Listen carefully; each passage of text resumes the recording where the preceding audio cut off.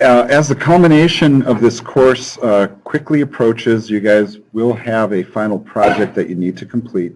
It's the Your Vote Counts application, and there is a document attached to the assignment description that I am going to pull up and read through.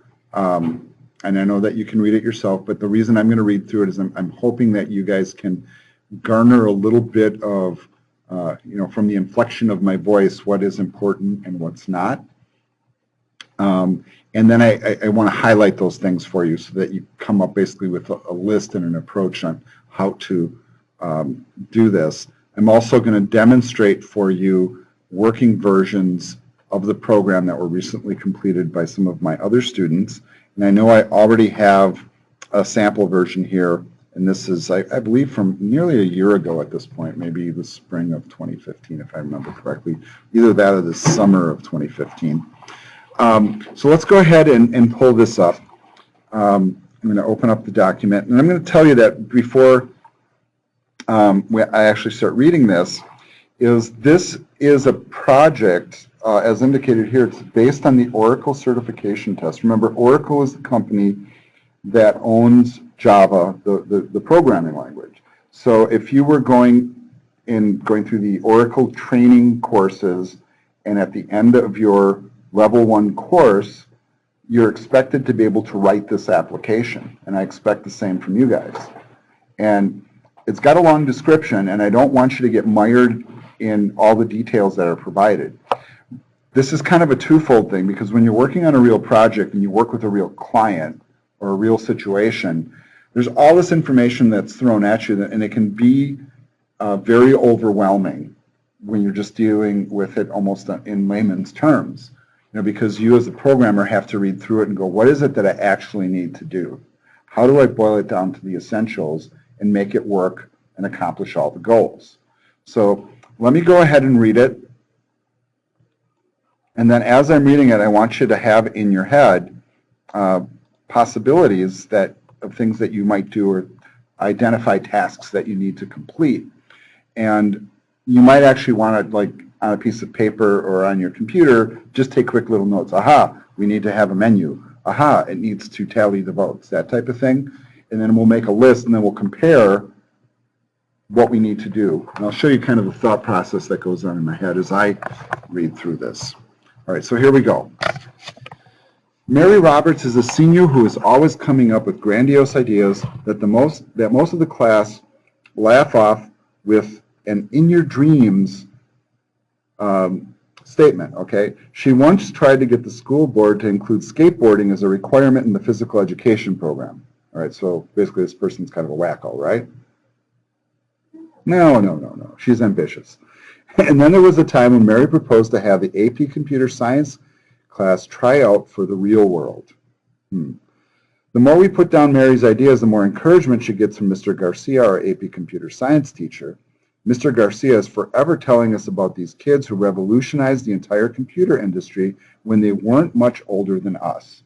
And I'm going to point out the fact that all the big minds in computing, think of like Steve Jobs and Wozniak, started in a garage when they were really young.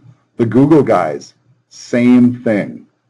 Really super, super young, like less than 20 years old, on the eve of their IPO.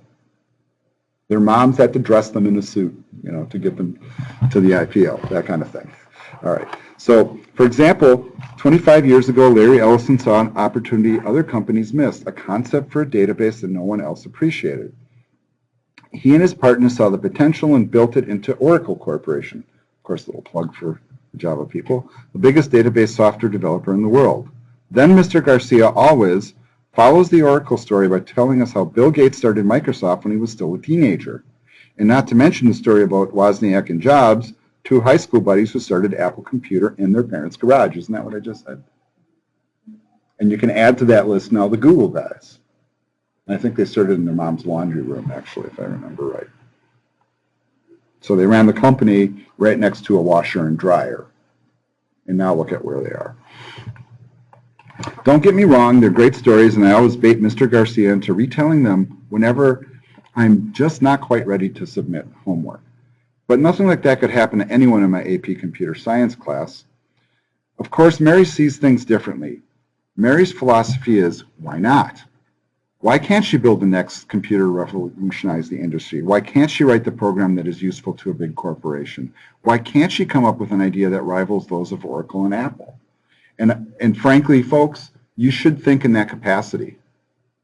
It's really more about the conception than the execution. Come up with the idea, you can find a way to execute it if you have a goal in mind. All right? In fact, Mary likes to run around quoting Larry Ellison, when you innovate, you've got to be prepared for everyone telling you you're nuts. And that is very true. And Mr. Garcia totally agrees with her. He has a point. Programs used by big corporations are written using the Java programming language, the same language that Mr. Garcia is teaching the class. I guess when you look at it, Mary and Mr. Garcia might be onto something. Those programs contain the same if statements, string objects, classes, and other syntax that we write in our programs.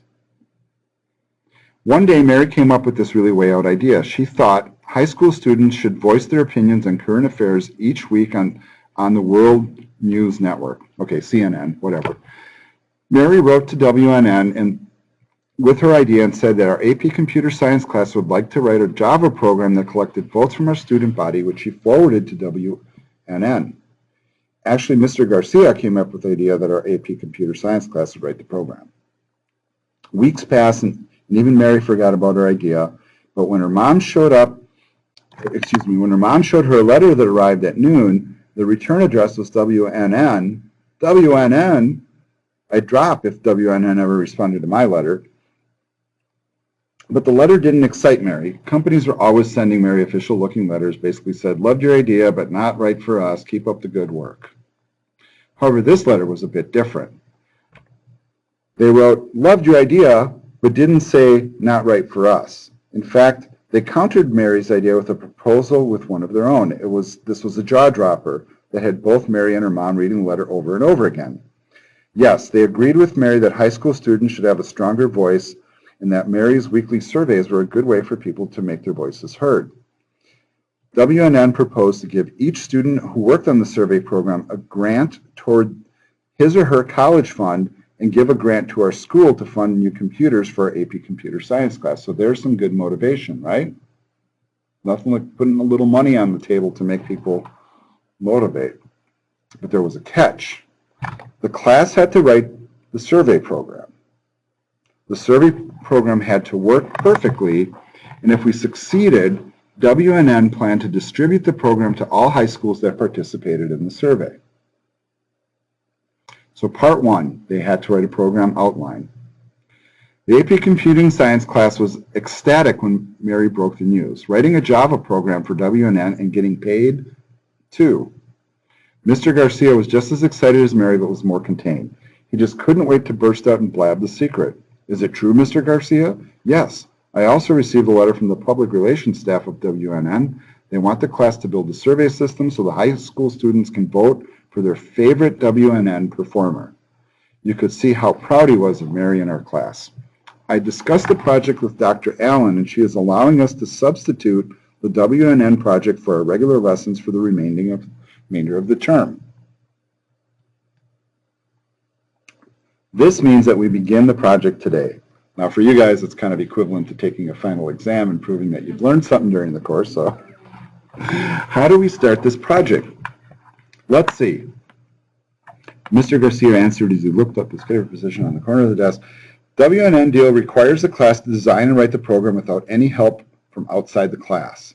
So where should we begin? And this is the mindset now you should be into. You were already given an objective, right? Whether you've quantified it yet or not. Well, Sherry paused. We'll at least need to know how the program is going to work. I mean, how can we expect it to write a program without knowing what WNN wants? You do need to know what they want. They kind of already told you. Did you catch it? Not really, maybe, sort of? Okay. Sherry asked a bit sarcastically, I mean, what's going to be on the screen? What are the kids expected to type? They're good questions. Sherry, where are you going to find the answer? I guess we need a plan, an outline that describes how the program is supposed to work. Why don't we begin with an outline? So the teacher went up to the board and wrote 1, display, prompt, input, processing, output. I hope those things sound familiar, right? Intro to Programming 101, first couple of weeks, you know, what are the steps you're going to take? Write me some pseudocode, right? And you should have learned about input, processing, output, right? You should ingrain those in your head. So notice that the first step here is to figure out what you're going to do. You don't jump in and start to code. You just don't. Not for a problem that's a little bit larger like this one. So what happens when someone starts the program? Something appears on the screen, right? So you launch your program, something comes up on the screen. So this means that we need to come up with something to show on the screen where the program begins. All right, we can display stuff to the screen, no problem. Then what? We have to tell the person taking the survey to type something. So you're asking for some sort of an input.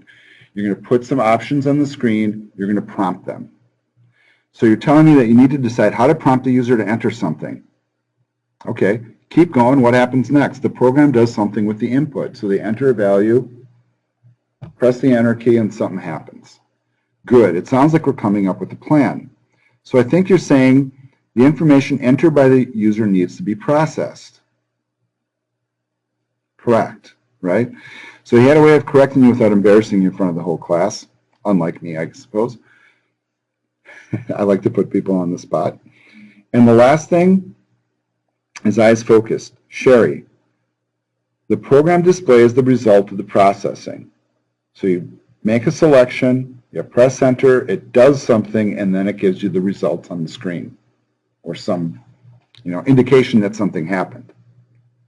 Okay, so now that you have an outline for the project, write the specifications for the program. So before you begin writing the code, you need to have a plan.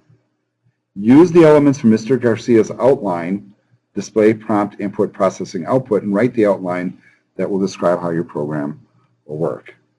Now my suggestion here is that you start taking these things, and you could write an outline. I would actually kind of prefer that you do a pseudocode thing, or make a list and then convert it to pseudocode that indicates program flow. I do this, we loop here, we make a decision here. When we make this decision, we do that. When we make this decision, we do that, etc. Okay, so you have that sort of approach. Okay, displaying the questions in the menu. We had to write a complete Java application that had to work perfectly. Otherwise, no WNN and no money. All right. I know it feels overwhelming, and it indicates here the class was baffled at first. We never really built a program that would be used by a major company. Once we started to talk about how we want the program to work, we learned that we knew a lot. You guys actually know a lot more than you give yourselves credit for. Okay, seems overwhelming. All right, soon they began to fit the pieces together. Okay, so what's your next step? Come on, the hard part is over. He's playing my role here. You know the program, you know how the program will perform. Now you just simply need to write the code. All right, seems simple. All right, so you have to begin with the first thing that you want the program to do. So what's the first thing you want the program to do? What's the first step to write a Java program? You create the skeleton of a class, right? So you create the name of the class, you create a main method, right? You're off and running. All right. You know how to do that? I hope so.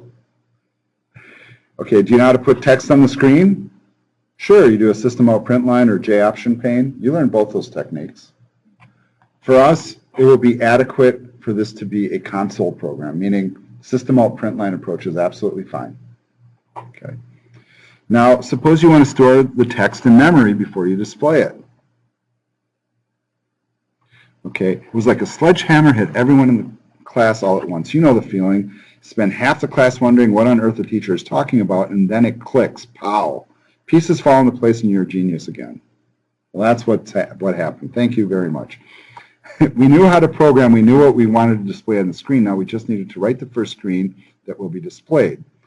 We need to create an object and variables to initialize them. Sounds like you know what to do next, so get on to it. So what's the first thing you're going to do? You're going to run the application. You're going to put a menu up on the screen, giving the user some options. That doesn't take any more than a bunch of system out print lines. And then a variable or a scanner. You got to put a scanner in there. You got to set up a variable to accept the user choice. They enter something. They press enter, and you got their choice. Now you need to figure out what to do with it. So here's where we get a little bit more detailed. It says, "Yo, Mr. Garcia, over here, we need a little help. What's the problem, Polly? We got the menu displayed, but it's not working the way we thought it would. There's not keyboard read, and you have to restart the program every time you want to choose an item from the menu." That's kind of something we haven't really contended with much, right? We run programs, they do what they do, and then they stop. How do you get a program to keep running? Yeah, you put it inside of a loop. So you don't stop the program running until it's, you tell it to stop running. So that's one thing that we have to do. So that's right. So how are you going to fix that? Let's think through this problem together. What is the smallest problem? Reading the menu select from the keyboard.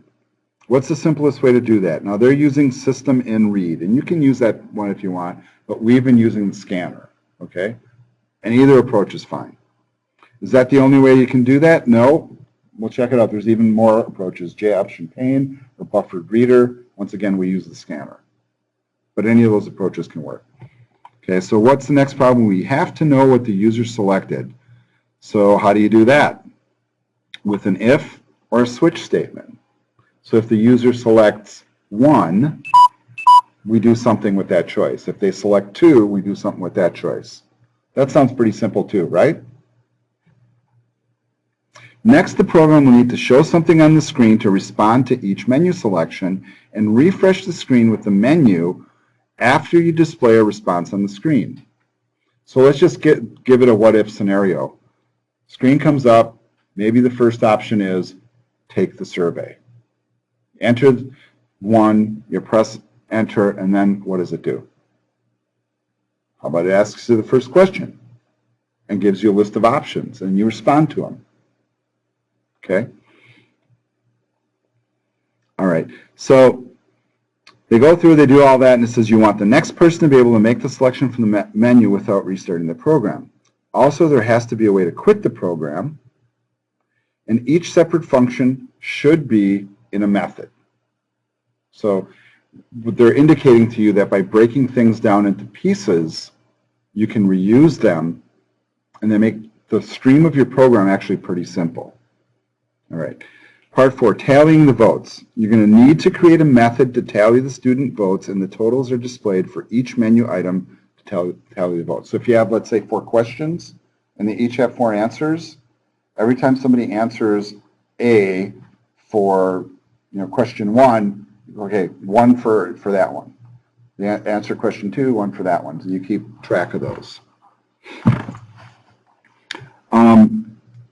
Next thing it says, create a method that enables someone to either display the default question in the list of options on the current affair issues of the week on the menu, or enter a question and possible opinions of the command line. Part 6, create a new class that contains data used to hold the totals of votes for each item, and then inherit this capability in another class. And this is the stuff that we were learning tonight in Chapter 10. Remember, inheritance is when a subclass inherits data and methods from a superclass. And then I'm going to show you that part of it. I'll actually create a little UML for you that will get you started in that direction. That's it. Did you take notes? Yes. Okay, I'm glad you did. All right, let's start by looking at somebody's work that works, right? And I know I have a video already posted in the course shell, but I'm going to show you one that was done recently and was really done quite well, and that's why I want to demonstrate it. So I'm just going to pause the video for a second while I pull it up on the screen.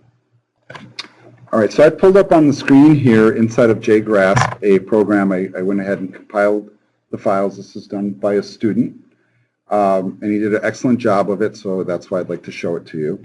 So I'm going to go ahead and run the program and show you how it behaves. And this will give you a target for what you can try to achieve. All right, so I started the program. It throws up a simple little menu, and it says, start your survey, edit the questions, display tallies, and exit. Okay. Please select a survey to take, that's not very good English, I suppose, so you can improve the interface there. I would say please make a selection of a survey to take by entering 1, 2, 3, or 4. So let's start by taking the survey. Let's press 1. All right. Like I said, the questions don't matter so much. It's more about how it works. So if you're abducted by an alien, would you, probes? Yes. Okay. I'm going to choose 4. I guess it's sausage. Yeah, it's got to be number 1.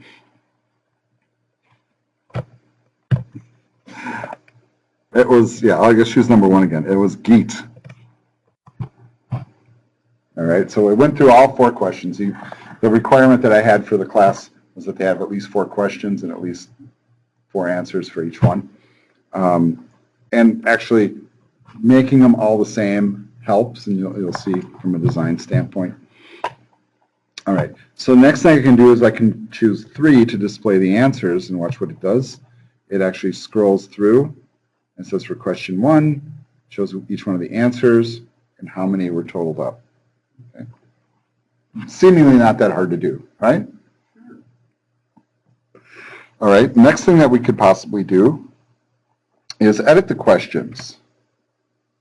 Now here's where it's going to get tricky because I don't know if I remember the password.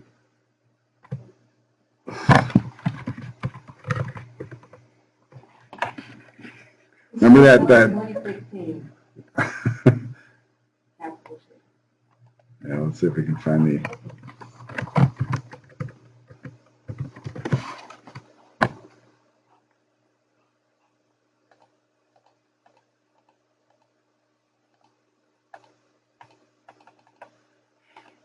if you guys are enterprising, you can find what is the password.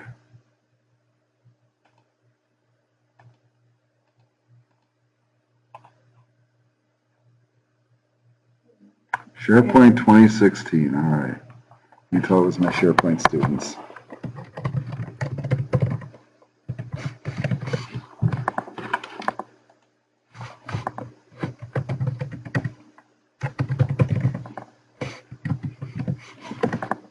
Okay. So in other words, they don't want anybody sitting there to be able to log in and change the questions, right? You notice that if you don't guess right, you're in a loop. And it makes you guess again until you get it right. So if you're going to write a password into your program, and that one's actually not a requirement, but it's kind of a nice added feature, make sure you share that password with me. Otherwise, I have to dig into the code to find it like I just did. All right, so now we can choose which question we want to edit. So I'm just going to choose, which was the pizza question? Was that 3 or 4? Was it 2? Okay. What would you like the question to be?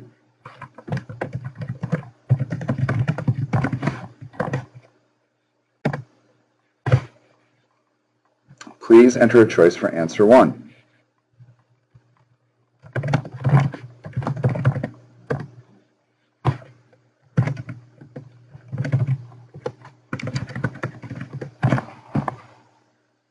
Okay, so let's say we're done with editing questions, and we choose 5. We're back to the main menu, and let's start the survey again.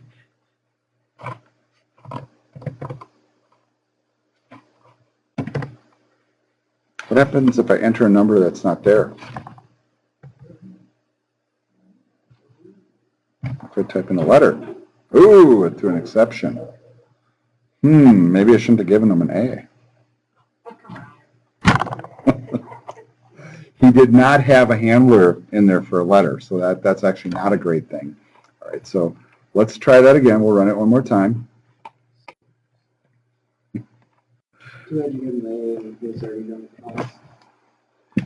All right, but I think you get the point, right, of how it operates. So this is an example of what you might want to do, and I'm going to choose 5 to exit. Wait, no, it's 4 to exit. Okay. Just don't type in any letters. You can actually handle the typing of a letter by doing a try-catch statement, but that's kind of later material for your next course in Java. So that's an example of the program working. Now, the one thing that will probably confuse you the most is the requirement listed right at the end or near the end of that document about inheritance. So what I'm going to do real quickly is I'm actually going to bring up Excel, and I'm going to diagram for you. Am I doing something wrong here? Excel's not launching.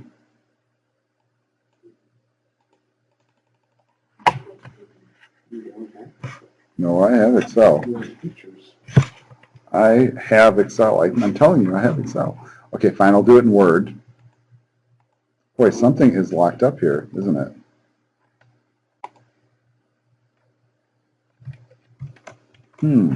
Okay. And the beauty of this is I'm recording it. Oh, there's Excel. Look at all those Excels. All of them worked.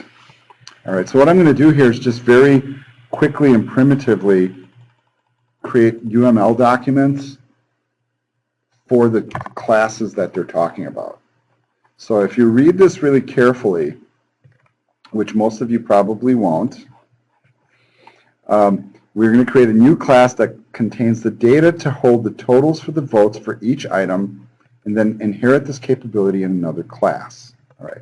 So what we did when we worked on this with the other class is the class was called Tally. All right. Inside of Tally, we set up integers for keeping track of how many times each answer was selected. And I think we called them like answer 1, answer 2, answer 3, and answer 4. Okay, and that's just those are the data fields. And then we had methods that would increment, or you could call it add to total, whatever.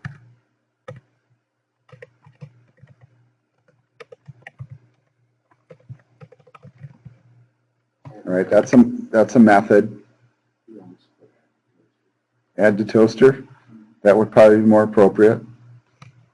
So add to total, and then add to total, and I would put in a little thing here saying, depending on which is selected.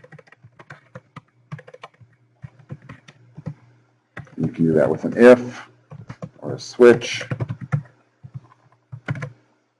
Okay, so if the user selects 1, you add it to answer 1, etc. And because you would be doing that, then you would also be passing something in, and that would be some value. We'll just call it X for right now, so whichever thing they chose, and that would, of course, need to be an integer, because if they're choosing a number, right?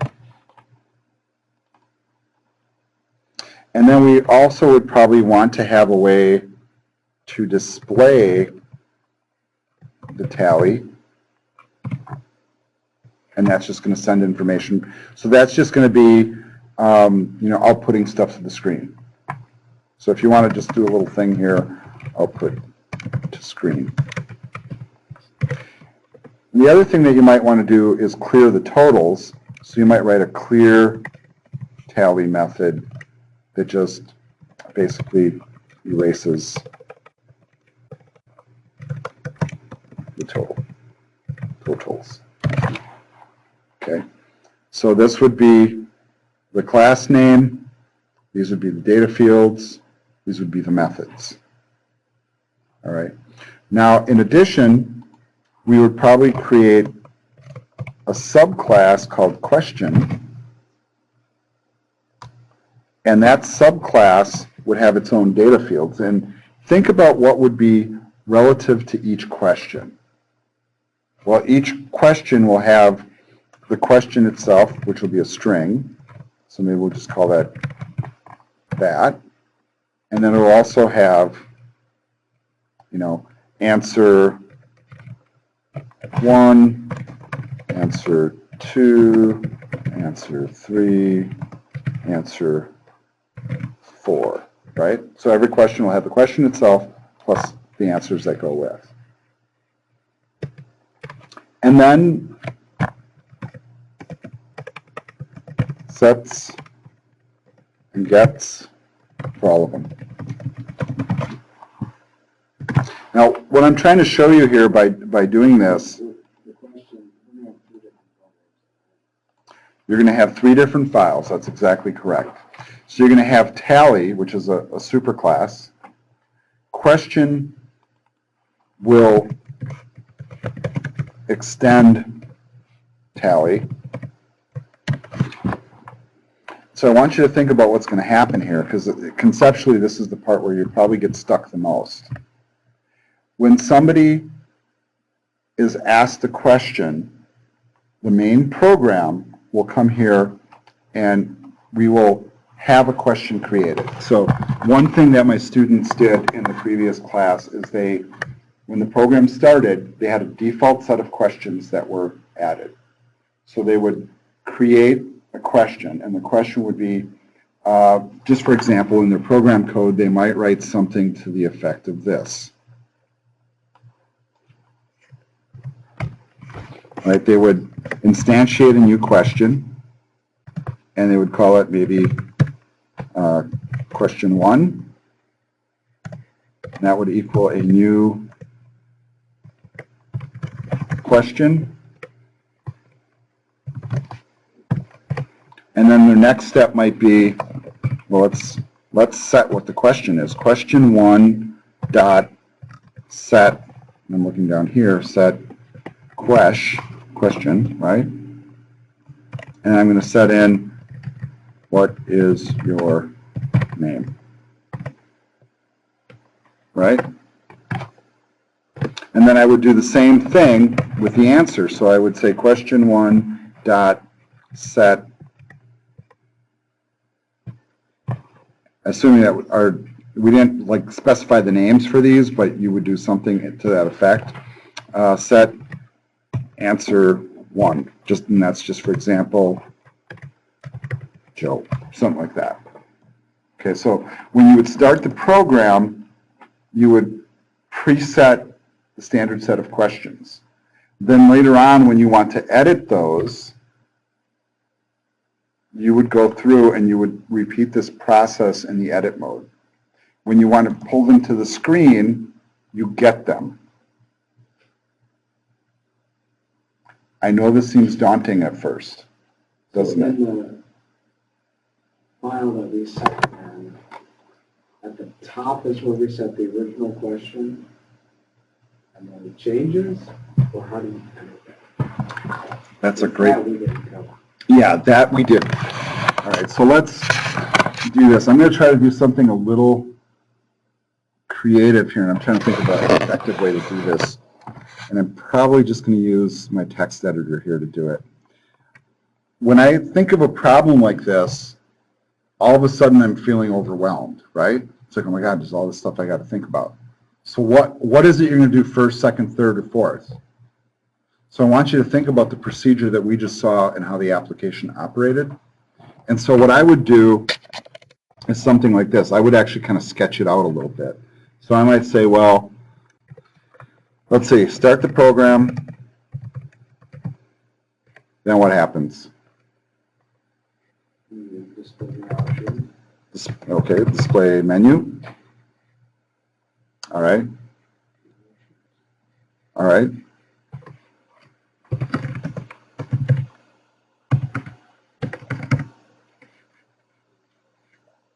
Okay, depending on what user chooses, do what he chooses.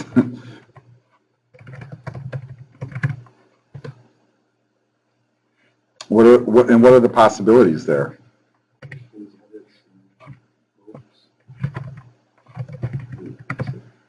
Take survey. view, tally, edit questions, and exit, right?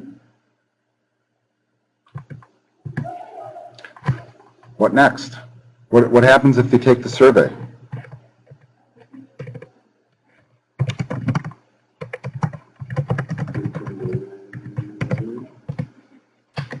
Okay, but let's say they choose one and they're going to take the survey. What's going to happen? Yeah, they're going to display the survey, right? Display the questions and answers.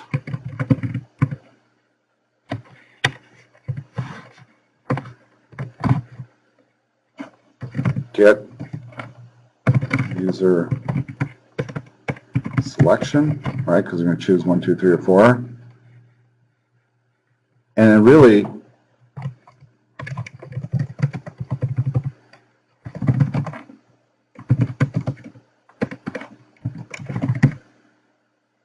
right? Because they're going to 4 questions.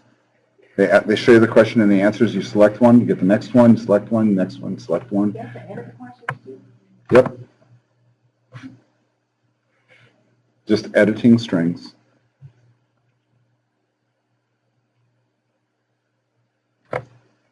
All right, so then you go back to the menu after that.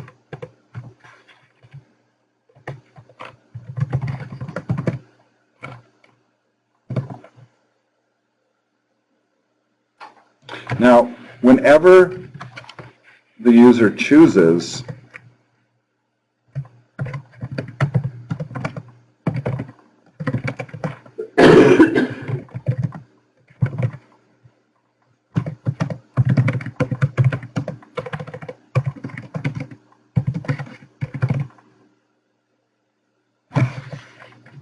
and really this little statement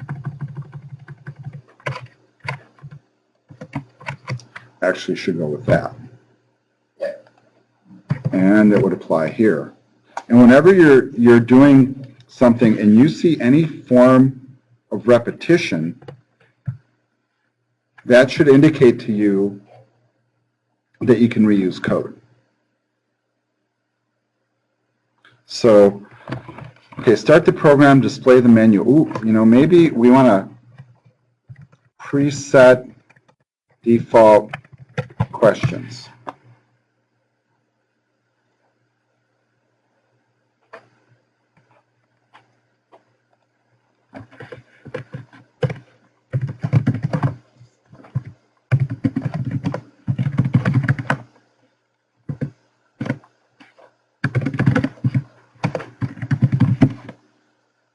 Right?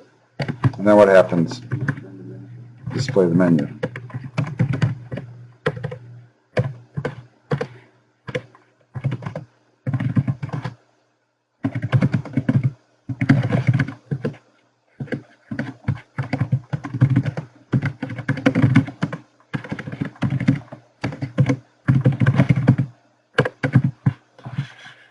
I told you that's optional, so you don't have to put that in, but you could. Ask for the password, then what?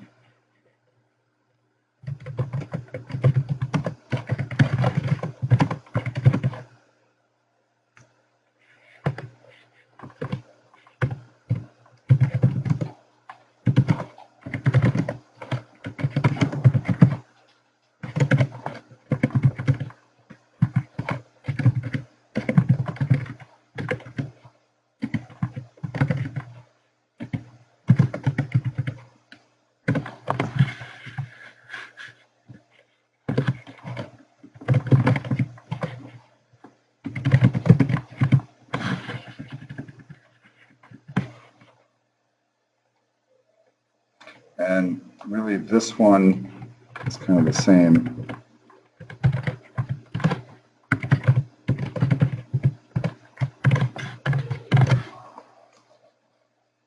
So can you guys see what I'm doing here? I'm breaking it down to all the things that can happen, and then I'm kind of matching these up. If they want to take the survey, if they want to do the tallies, if they want to edit the questions. What's the other menu option?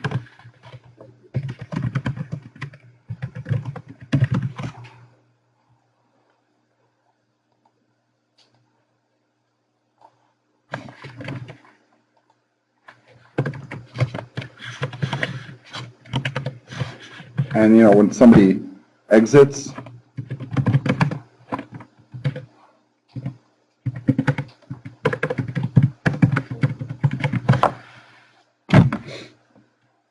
all right. So what I'm trying to show you, and this isn't the complete part of it, but whenever you're starting to see stuff that's repetition, like for example, I might say to myself, well, display menu sounds like I could write a method, right?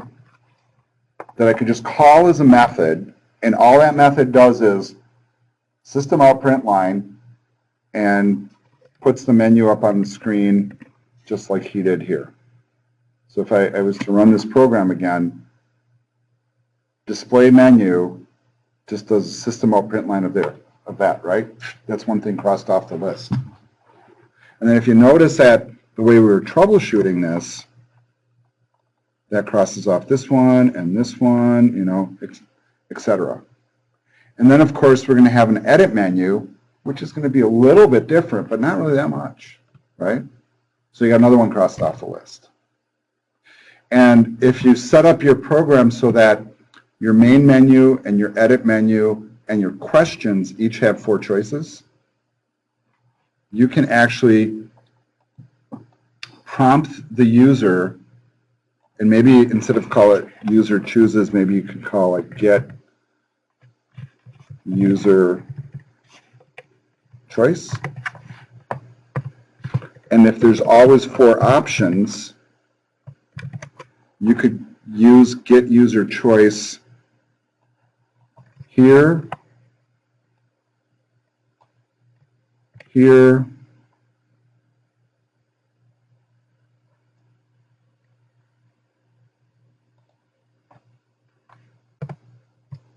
here. So you guys are seeing the pattern that's developing here? So it seems like a lot of stuff to do, but the reality is if you break it down into little pieces and execute all the pieces separately, it's not really that hard. The difficulty will be really in that inheritance thing that I've already kind of solved for you, giving you the solution to it. So what I'm hoping to do next week in class, for those of you that are here face-to-face, is to kind of help you continue this process.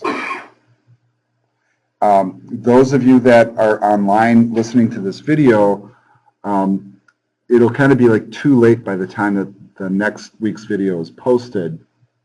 So what I would invite you guys to do that are online is you could connect to class live and watch us do this. I am going to give you till the end of next week to complete the project. So you'll have, oh, what is that, 9 days to complete the work.